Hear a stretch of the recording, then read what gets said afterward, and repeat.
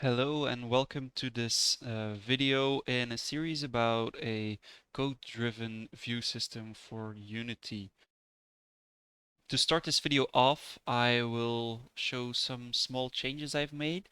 I created this scene, which is practically an empty scene with just a canvas, and I have added it to, there we go, object settings, to the editor, to the UI environment for prefab editing. This makes sure that if I open a view in prefab mode, it is shown at the correct size. This entails just using the same canvas settings you're using in your regular scene.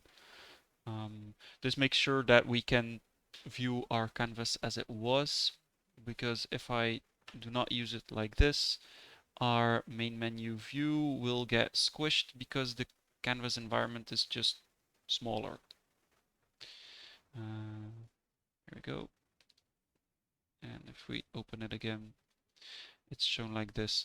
Then another thing I have is our view provider. I just changed this line of code because this is more clear than what we had before with the type of and the get type, and it almost does the same. It still works. Great. Now the last thing I have done is I've created a new prefab, and I've called it a pop-up view. It's pretty simple. It's just this actually. Let's change this a bit. Let's have a message and let's put the button at the bottom. So it's just a screen which can show a message and has an OK button. We will use this later in this video. Great. Now, with these introductions out of the way, I will start showing you how you can introduce some more branching logic in the application flow. Because I've shown you before, if we would, from our game, would like to go to settings, and we would just call show settings, we would go back to our main menu. This is easily fixed by just adding an action to the back button. For example, we could just do like action on back, and we could invoke this on back method right here. And we would just do show settings.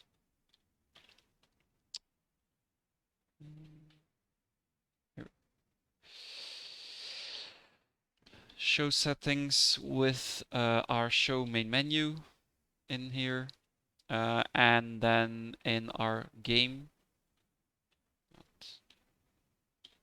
settings, we would add the same with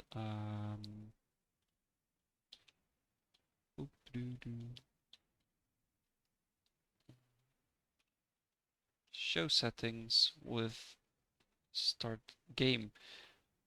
Well, for now this would work. Well, hang on, it will not work because let's just comment this out right now. Settings dot on back.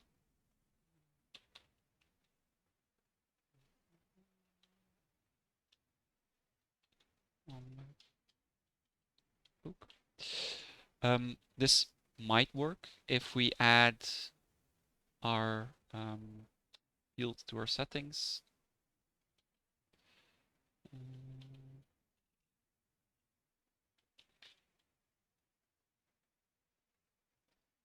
And we would need to invoke it as well. So let's create an invoker. Public void to settings.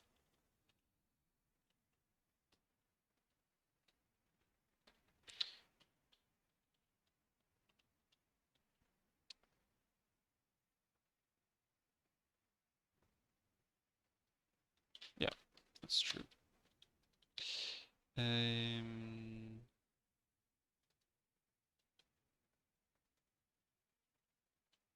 Now this should be able to work um, if we set it up in Unity, and this might be a way to do it. Let's just take a quick look. If we change our events, like if I enable the settings button and hook up the listener of the game view to settings, this should work. Oh, I'm in the wrong scene. Of course. Now if we go to play game, we go to settings, we go back, we're back in the game view. But this can get you into some kind of trouble if you are persisting state in your views. Like for example, if we have in our game, we have a counter and we increment the counter and we go back here to our start game. Well, we actually restart the game. That's because all our views get closed right now. We can fix this later with not really closing views, but persisting state and just showing views on top of each other. But that's something that the view stack should handle, or you should handle in your own logic if you want to open and close things on top of each other. So this is a way to do this. But for now, if we want to do this in a more generic way, we can just get rid of this and implement this in a more organic way that we can reuse in other places. So let me just fix this up right here. What we will do is something I showed before, and that is we will want to use our view stack. So on back, we will just add view stack dot go back. Oops. And of course, this method does not exist, so let's create it. What will this do? This will just push a new view. Well, not any view, of course, but it will push our previous view.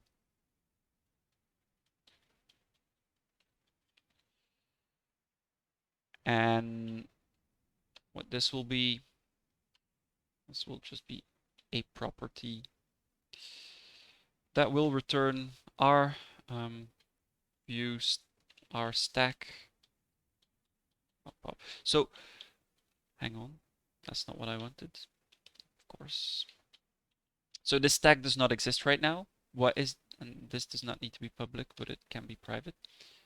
So what is this previous view? This is just one of the views we had before. So how do we keep track of all this? We create a stack. So now an actual stack of view. And let's call it stack. So this will compile. And that's a new stack. Okay. And this should be read-only. And we need to populate this stack, of course. So if our current view not equals null, we will release this view, or we could pop it to our stack. Push it to our stack.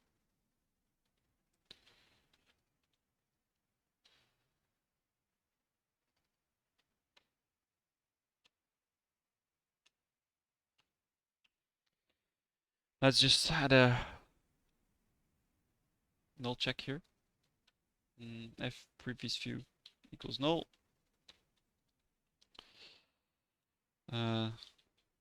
let's just log an error for now.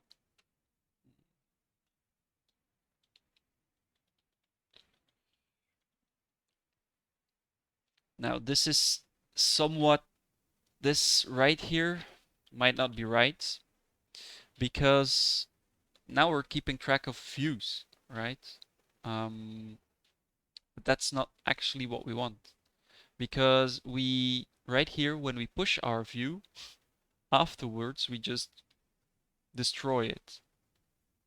So now to get something simple. We're not going to push the actual view, but we're going to keep all our views that we have. So for now, we're going to not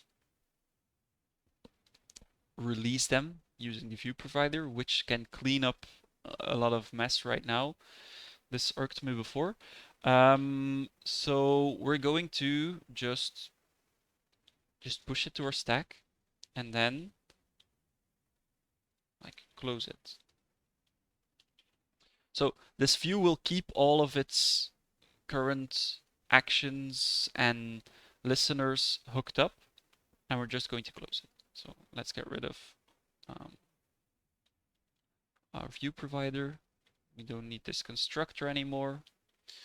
This will probably be annoying right here.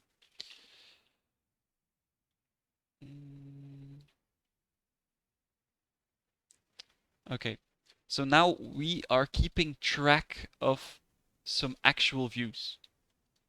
Okay, this will get messy for now. If we use this implementation, there is no way we can get rid of these views for now. We removed that option, so we need to be able to clean stuff up.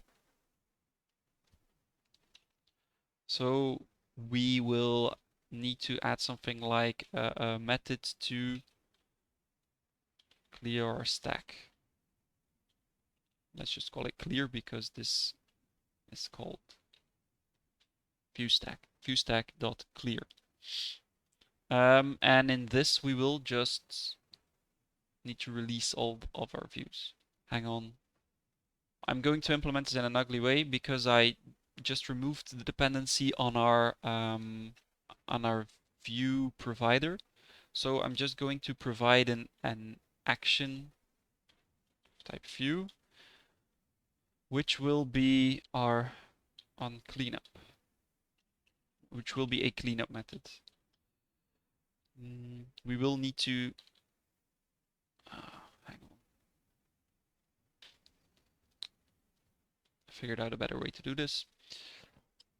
We will have our action, which will be cleanup. It will be private, and we will initialize this in the constructor. So we will demand the cleanup methods.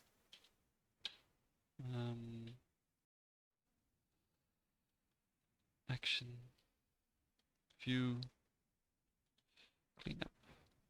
This dot cleanup.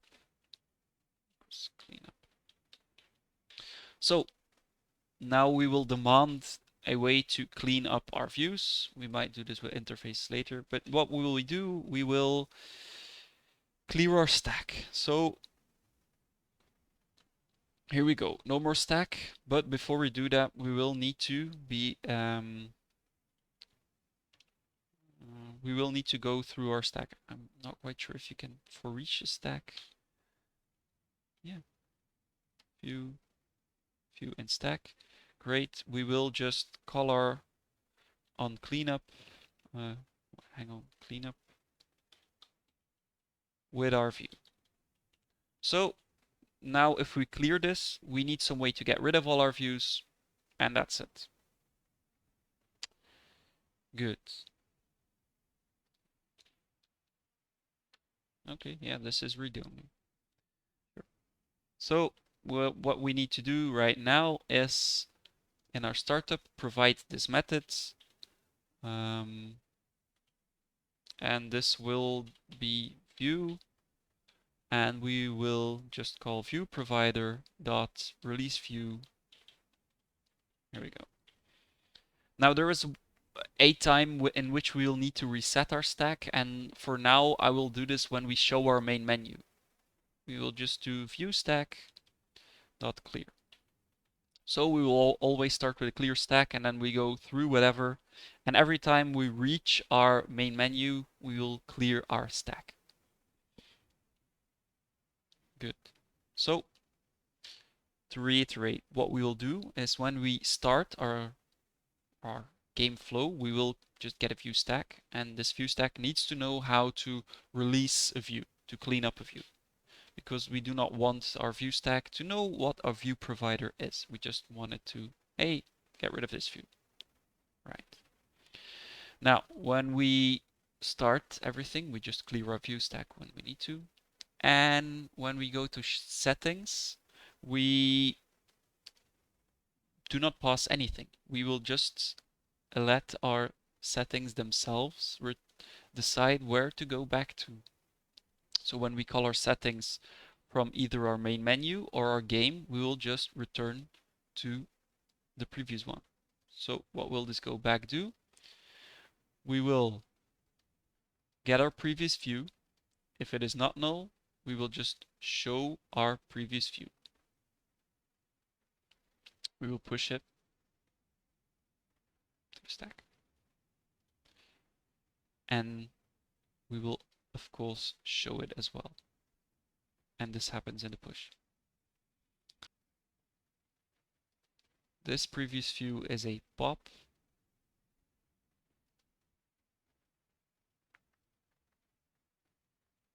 Yep. Okay, this may have some other issues, but let's see if our base implementation works. So if we're right, we should be able to just say, go to settings, go back to our main menu. And as we can see right here in our canvas, we have all our previous views are still active. So if we go to play game, our main menu view is still active. When we go back to our main menu, we're right here. Okay. When we go to settings, we get a new setting. So this is something we need to be mindful of. We will need to fix this. So whenever we win the game, continue, and now we clean up our stack. Figured something out. We need to change the order right here. So in our startup, we will need to clear our stack after we've pushed our main menu. Or else we will just clear something and then just get our previous view. Now in this clear, it might also be advisable to just get rid of our current view. So just reset it. Current view equals null. Here we go. Now, what is the issue we're running into? The issue we're running into right now is when I go to settings, go back. Oh, stack is empty.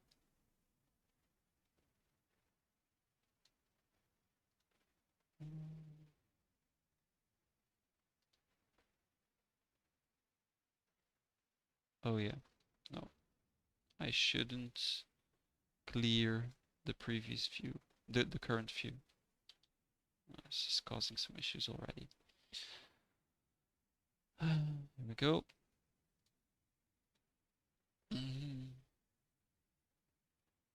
So settings, back. And as you can see, this settings view right here is still here because instead of going back to our startup flow right here and showing our main menu in which all this logic will be done, it is just hiding this one main menu we had and then just pushing our main menu to the view. And it does not clear anything right here. See? When we go back, we just push our previous view. So no other logic gets used.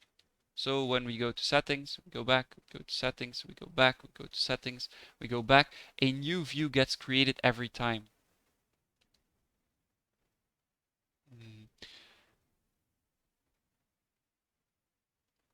We can solve this. Like the easy way right now is not by only pushing our previous view, but by just cleaning up our current view before going back to our previous view. So we will just say our current view equals null, but we need to clean up our view as well. This will just be current view, close for now.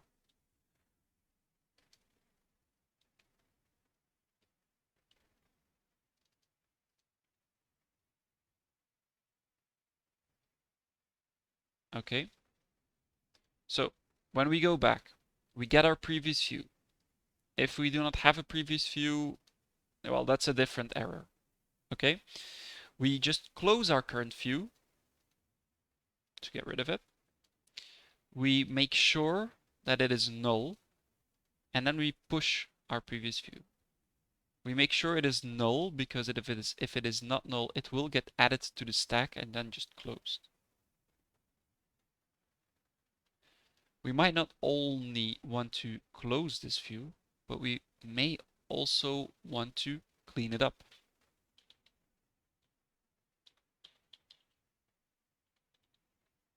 Oops, current view. So now let's test this.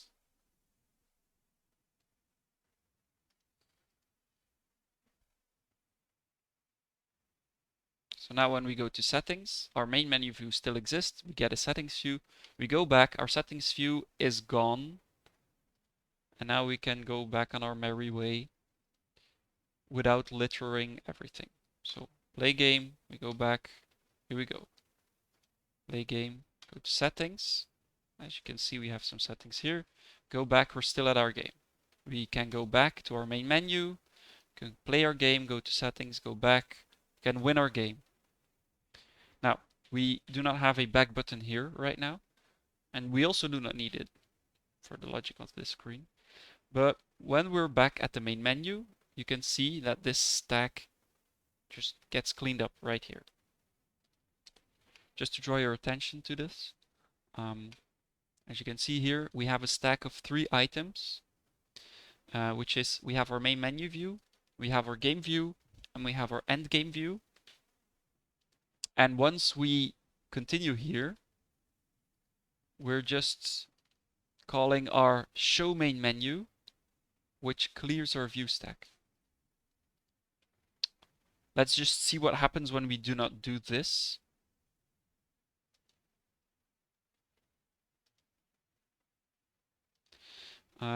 We will get a big stack of things. Play game, win game, continue. Play game, lose game, continue.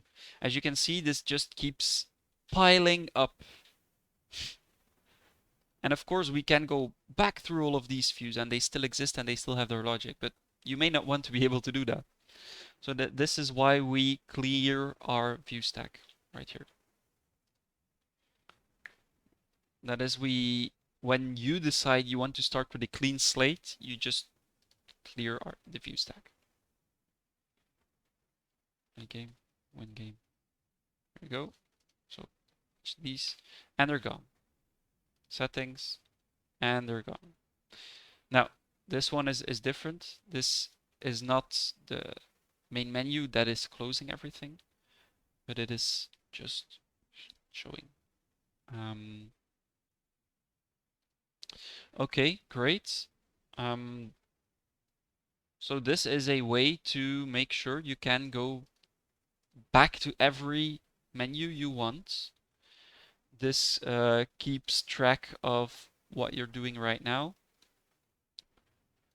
And it is a history you can keep. Do bear in mind that this basic implementation means that our views are still active in the game, right? As you can see here. So you do not clean up memory. So you cannot keep piling on views with all kinds of different images and expect your application to still run smoothly. So this is a great way for some menus. There's just one more thing I want to go over in this video, and that is just this pop-up view that I've shown you right here. This is something that I use a lot in my projects and it has some great utility. So you always need some way to show some pop-ups. Like if you are in your game view and you want to go back, you probably want to ask your user, do you really want to go back? Because sometimes they just hit it on accident and then they get pissed at you for, you know, not implementing something like this. Okay, so let's see how we want to use this. Let's take our game example right here. So we have our on back, and now we're going to show main menu. But maybe we do not want to do this. So let's create a small method right here, and this can and probably will be in its own method later, but we'll do something like public void show popup with a message, and then we will have two options. We will say on OK, or on yes. Oops. That will be an action on yes and an action on no.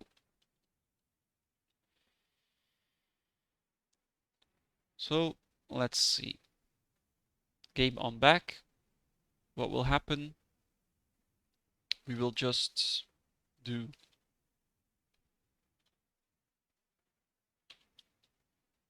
show popup with are you sure?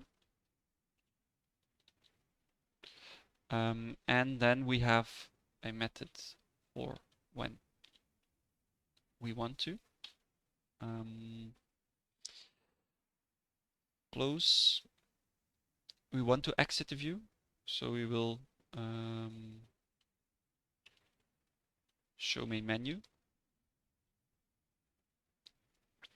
And when this happens, we just do nothing. Forgot a comma right here. As you can see, we're not actually using our go back method here. I thought we were using it, but we are not. But it didn't really matter here because we have our stack gets cleared anyway. So nothing was really lost. Well, we can still do this. We can still do view stack dot go back if we ever want to do some settings. Okay, so now we're implementing null right here. Let's, for logging purposes, just do something like this. Print resume game. Okay. And this pop-up will have a pop-up view, which we will create later. Pop-up. And this will be our view provider. Get view, pop-up view. And we will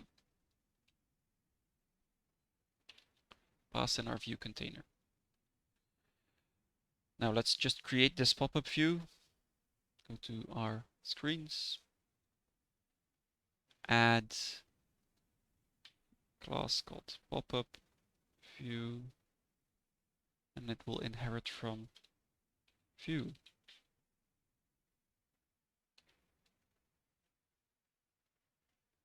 Super. So for now, let's just add our events, public event action on yes,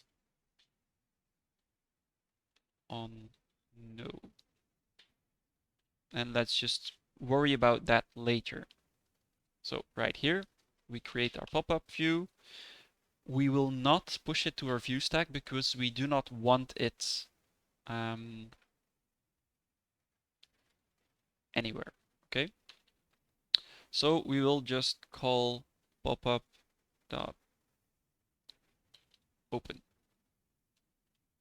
and then hook up our listeners before that. So pop-up on yes.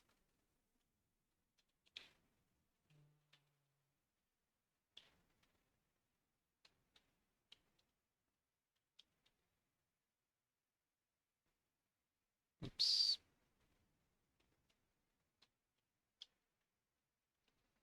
And same thing for on no. My apologies for the flickering screens. I'm switching between Mac and Windows from time to time, so shortcuts are different there. We will also pause the message in. I forgot this.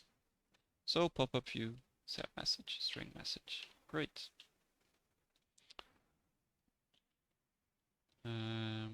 Now we will implement our actions. Yes.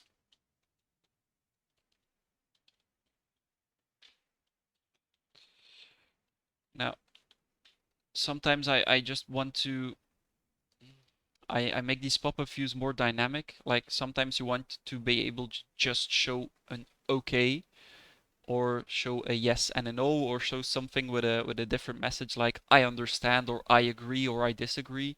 And you can just really expand upon things like that if you expose more like signatures for showing the pop-up view and exposing more members and text fields.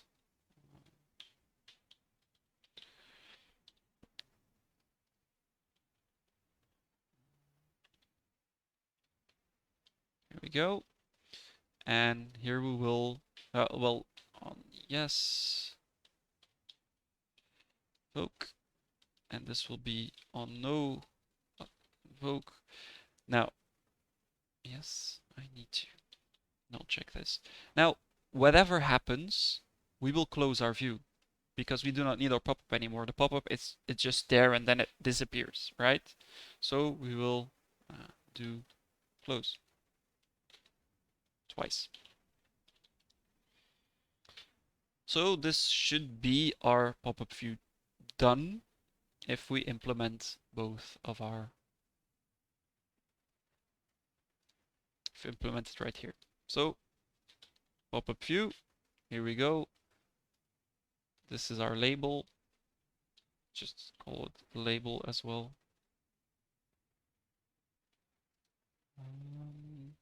And then we have a button OK and a button. Let's just rename this to yes and a button no.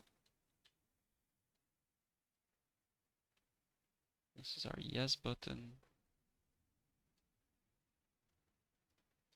Minus 270. Just set 270 as well. And change the text. So this will be no. And this will be yes.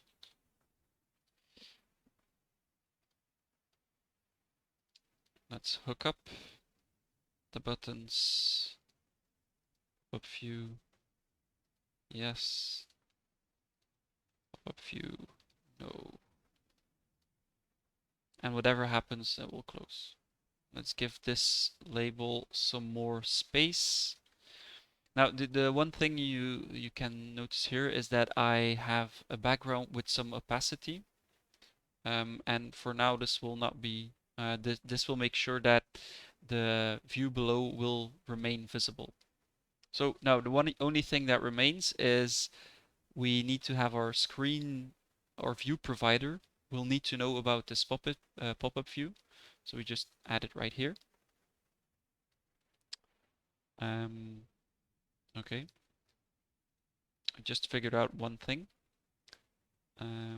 Is that we close our pop-up view, we open, we get our view, and then we close it again. So that may not be the way we want to do this. So let's just say this will only use one pop-up view. Let's do this in start. And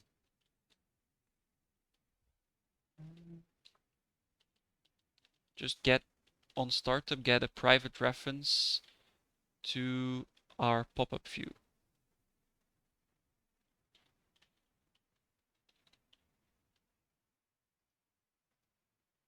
And now we need to close this. So this is not part of our view stack, so we need to manually use this. So in this context, we have a pop-up view.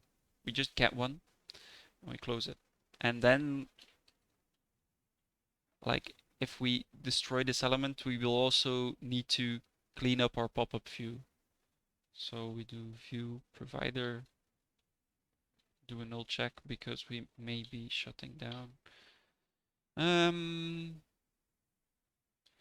Release view. Pop-up. What are you telling me? Yeah, that's true.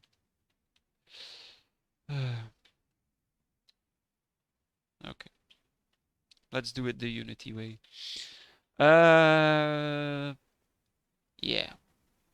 This does not need to be public, can be private. That's true. So let's check what we want to do. If we start our game and we go back, we want to show a pop-up that will show us, are you sure? And then just go back. If we accept. So this is our on yes, right? This is our on no. Just putting this in here to make it simpler. Normally I would change this up and maybe do some Fluent API stuff on this. That's out of the scope for now. So if we if we say that we are sure, we will go back, and if we are not sure, we will just resume the game. As we can see, this pop-up will it will exist already because we initialized it in our start. We could do it here, but then we need to close it ourselves right here as well in one of these methods. Well, release it. That's something we can do. But for now, we might reuse this pop-up elsewhere so we can just keep a reference to it.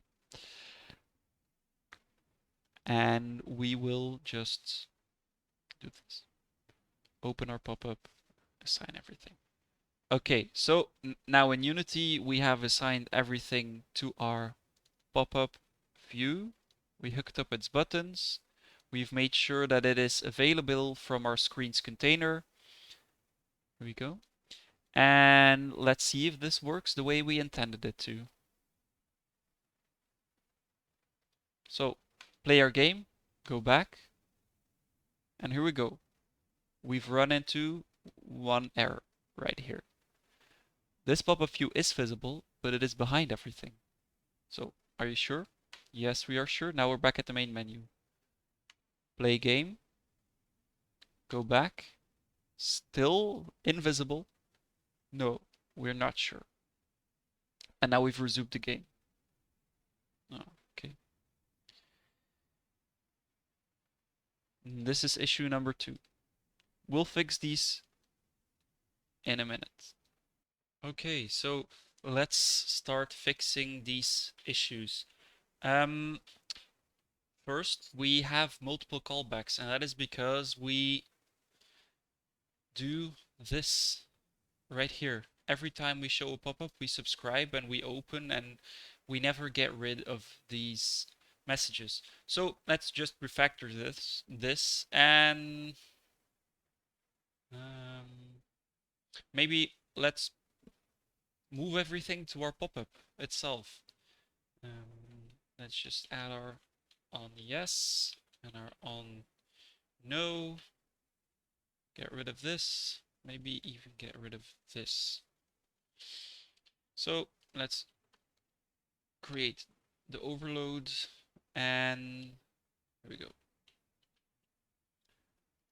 Move this up.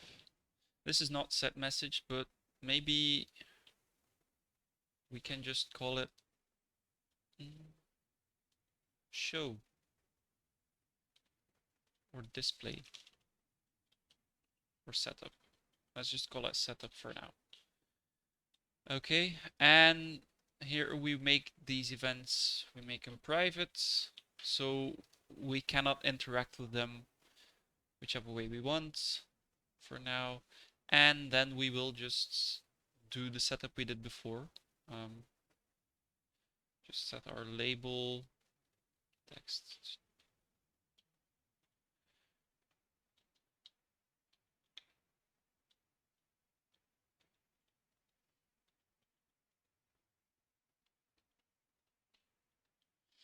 Okay, so how does this fix everything? It does not at the moment because every time we set up we do this. But let's just say whenever we close, we will clean up.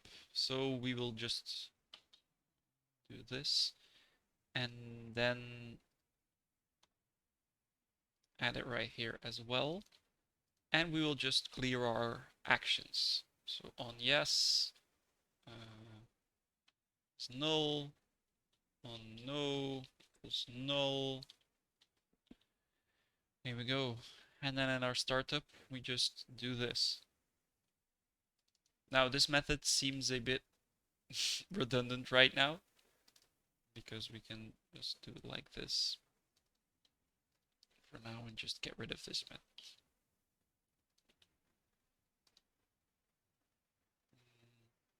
And maybe if we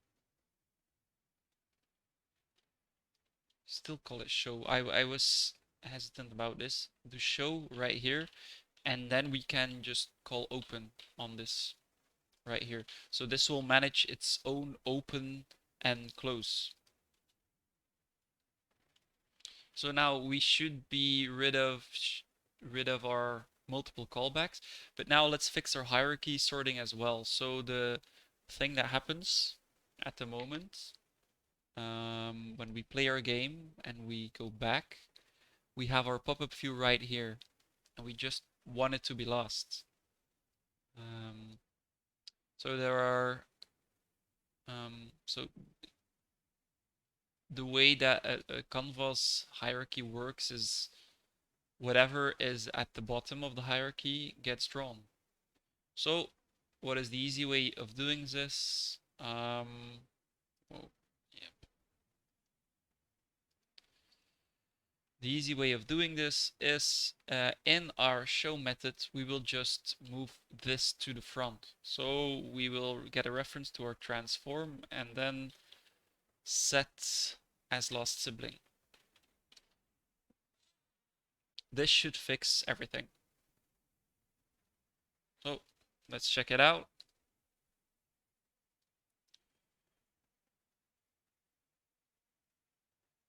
We play our game, we go back. Are you sure? Wow, it's actually in front right now. No, we're not sure. And our pop-up view gets closed. We can go to our settings, we can go back, we can go back here. Are you sure? Yes. And we're back at the main menu view, right? Our resume gets called only once. So that solves everything. I apologize for the delay in well, the small errors we had to fix, but I think we have improved the system for the better, right? If we take a look at our startup right here, we can see that we have our view stack setup is somewhat more complicated, but we have abstracted some of that away, and we gained the option of going back from it, just going back on our view stack. We implemented our pop-up view, and this is really dynamic. You can expand upon this. I personally use something like this in a lot of the applications I make at my work, and this is really great for debugging purposes. Like for instance, if you have a variable or something, you can just log it, and your users can see it in debug builds, like the testers or the clients or just you yourself if you do not want to attach a debugger, or if you, yeah, don't really know, if you don't really have the option of attaching a debugger. You can use this to indicate that features are not yet complete. You can, yeah, use this for a variety of different things. Okay, so for the next video, I'm hesitating between two things. The first being implementing animations, because right now, well, this is really fun to look at. If we play our game, well, we just pop back and forth between views. So this is not really nice. Okay, so we want to implement something more fun, something nicer, right? So that we can go from one view and back to another, and everything just has some more life to it. The other option that I have is, as much as I think this is interesting, this method, and this works, I still want to show you how to use C# async and await methodologies to wait, to have a more linear flow, to do fancier stuff, and yeah, separate this more. Um, so it's gonna be one of those two. For now, I thank you for your attention. If you have any questions, remarks, feedback, things you would do totally different, let me know. And thank you for watching.